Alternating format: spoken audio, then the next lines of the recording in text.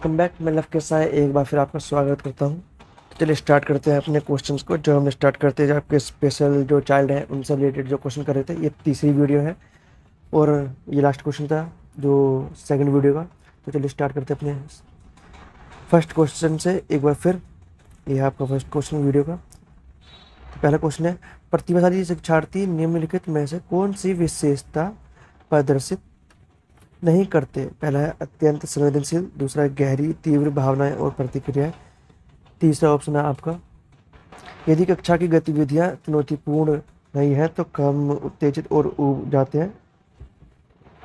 Fourth option है आपका कर्मकांडी व्यवहार से में संलग्न होना, और जैसे हाथ से ताली बजाना, पत्थर चलाना। देखो ये तो बच्चा डिस्टर्ब है ना, और ये आएगा ASD के अंदर आपके। तो आपका ये तो ऑप्शन गलत है और उसने पूछा जो नहीं है, तो नहीं वाला आपका फोर्थ ऑप्शन है, और शुरू के जो तीन है वो सही है। नेक्स्ट क्वेश्चन है आपका, अस्वीकृत बच्चों की मदद करने की प्रभावी प्रथाओं में से कौन सी एक है? मतलब जो बच्चा परेशान है, उसको कोई दिक्कत है, उसको आपको जो प्रॉब्लम है उसे ठीक करना है, और वो कौन सा एक टेक्निक ऐसी है जिससे आप उसकी मदद कर सकते हैं? तो पहला ऑप्शन है आपका रिकॉर्डिंग, दूसरा है मॉडलिंग, या मॉडलिंग लिखा हुआ है, तीसरा ऑप्शन है आपका प्रशिक्षण, और चौथा है रिप्रीमेंडिंग। तो जो सेकंड ऑप्शन आपका ये मॉडलिंग, ये सही होगा। मॉडलिंग के थ्रू आप बच्चे को जो दिक्कत है, जो ऐसे करता है, उसे उसका जो बिहेवियर आप चेंज कर सकते हो।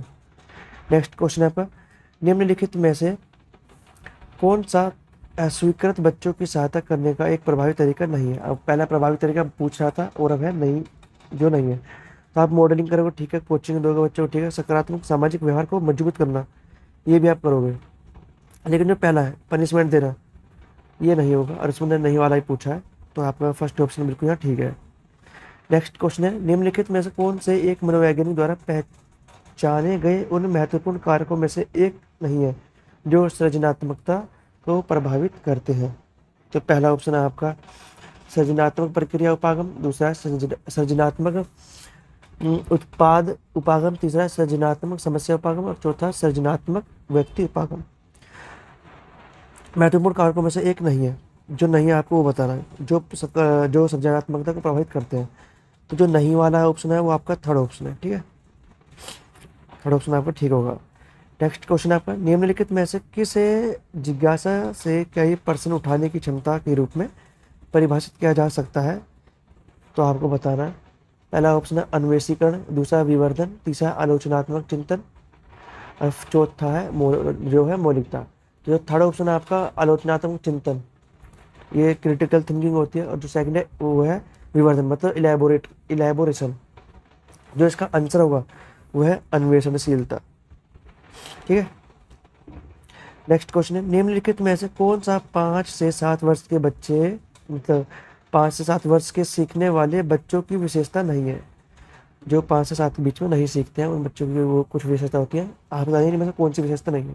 तो पहला ऑप्शन है वे तार्किक तर्क का उपयोग कर सकते हैं। तो जो है विशेषता ये पहली ही है, जो पहली विशेषता नहीं, मतलब 5 से 7 का बच्चा तार्किक विशेषता नहीं कर सकता। दूसरा ऑप्शन है वे अपनी मन की कल्पनाओं का उपयोग कर सकते हैं। वे हर समय सवाल पूछते हैं, बिल्कुल ठीक। वे गतिविधियों की योजना बना सकते हैं, ये भी ठीक है। लेकिन जो पहला ऑप्शन है वे तार्किक तर्क का उपयोग कर सकते हैं, वो नहीं कर सकते 5 से 7 वर्ष का जो बच्चा होता है। नेक्स्ट क्वेश्चन है, निम्नलिखित में से कौन सा रचनात्मक विचारक में पाई गई विशेषताओं में से एक नहीं है? तो पहला ऑप्शन है आपका समस्या को दिलचस्प रूप में देखना, दूसरा समस्या को ढूंढना, तो थोड़ा समस्या को ढूंढना तो थोड़ा डाउटफुल है। थर्ड ऑप्शन आपका चुनौतियों का आनंद लेना, और फोर्थ है आसानी से अप्रेरित हो जाना।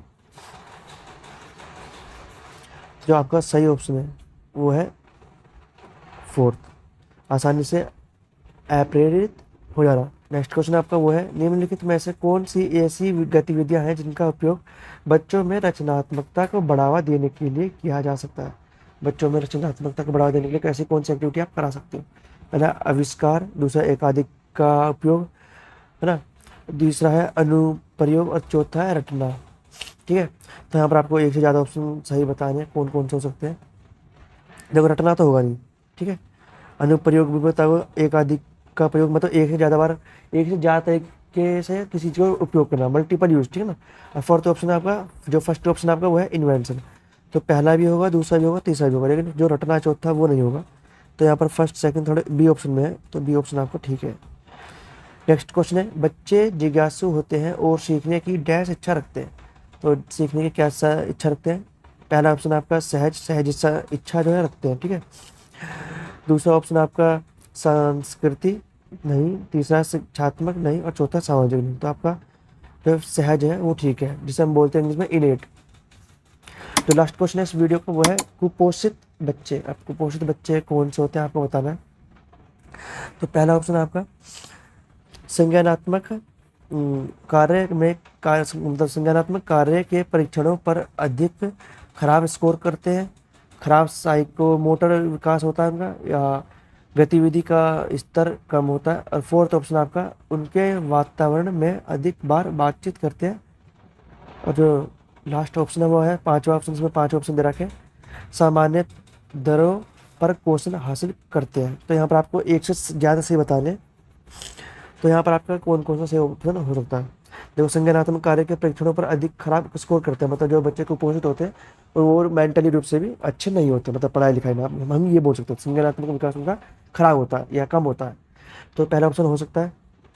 दूसरा है खराब साइकोमोटर विकास, वो चीज़ों को ढंग से, मतलब हाथ से किसी चीज़ को नहीं बना सकते, हाथ से कोई मिट्टी का बर्तन नहीं बना सकते, कोई पेंटिंग नहीं कर सकते, चीज़ों को नहीं उठा सकते, ये दिक्कत होती है। तो साइकोमोटर भी हो सकता है। तीसरा गतिविधि का स्तर कम होना, गतिविधि एक्टिविटी में जल्दी थक जाना, प्रॉपर तरीके से एक्टिविटी मतलब नहीं कर पाते, स्टेप्स को भूल जाते हैं बीच में, ठीक है ना।